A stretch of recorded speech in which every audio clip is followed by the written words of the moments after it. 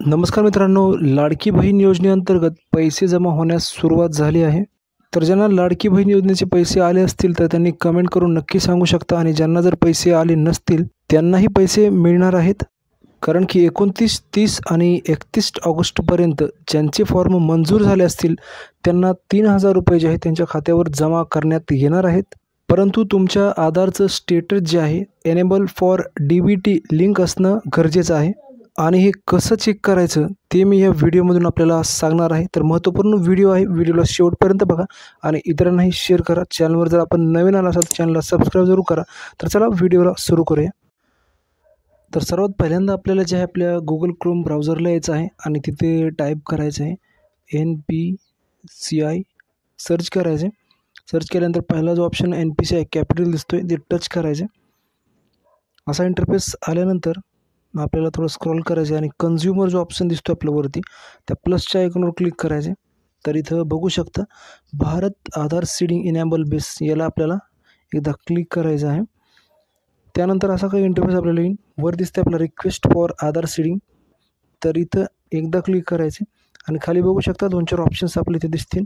तर गेट आधार mapping status, याला आपल्याला एकदा क्लिक करायचे आणि आपला आधार कार्ड जो आहे ते एंटर करायचं आहे आणि आधार नंबर टाकल्यानंतर कॅप्चर कोड आपल्याला एंटर करायचा आहे आणि चेक स्टेटसला एकदा आपल्याला क्लिक करून बघायचं आहे. तर इथे OTP आपल्या मेसेज बॉक्समध्ये आला असेल तो आपल्याला इथं जो आहे टाकायचा आहे.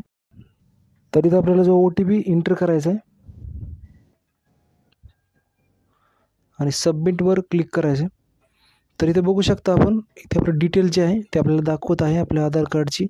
तर मॅपिंग स्टेटसला आपला सेकंड नंबरला बघू शकता इनेबल फॉर DBT, जर इथे हे असेल तरच आपलं जो आहे आधारचं मॅपिंग होऊ शकतं किंवा आधारची KYC होऊ शकते आणि तरच आपल्या बँक खात्यामध्ये जे आहेत आपले पैसे येणार आहेत. तर स्क्रीनवर जे दाखवत आहे अशा पद्धतीने जर स्टेटस असेल तरच आपल्याला पैसे आपले येणार आहेत आणि की इनेबल फॉर DBT जर असेल तरच त्या खात्यामध्ये आपले पैसे येणार आहेत. आणि खाली बघू शकता आपण जी बँक आहे त्या बँकेचं नाव पण खाली दाखवत आहे, तर त्यामध्ये आपले जे हे पैसे येणार आहेत. आणि जसं याच्या व्यतिरिक्त जर आपलं कुठलं दाखवत असेल तर डायरेक्टली आपण काय करायचे, पोस्टात जायचे आणि डिजिटल अकाउंट उघडायचे. डायरेक्टली पैसे एका दिवसात DBT होतात आणि पैसे आपले जे आहे लाडकी बहीण योजनेचे त्यामध्ये ट्रान्सफर होणार आहेत. तर अशा प्रकारे आपण आपल्या आधारचे DBT स्टेटस जे आहे ते मोबाईलवर चेक करू शकता. याची जी वेबसाईट आहे मी आपल्याला याची लिंकची आपल्या डिस्क्रिप्शनमध्ये दिलेली आहे, तर जाऊन आपण चेक करू शकता.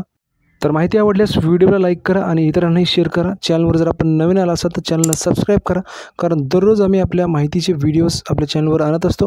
तर भेटूया पुढच्या व्हिडिओमध्ये. तोपर्यंत जय हिंद, जय महाराष्ट्र.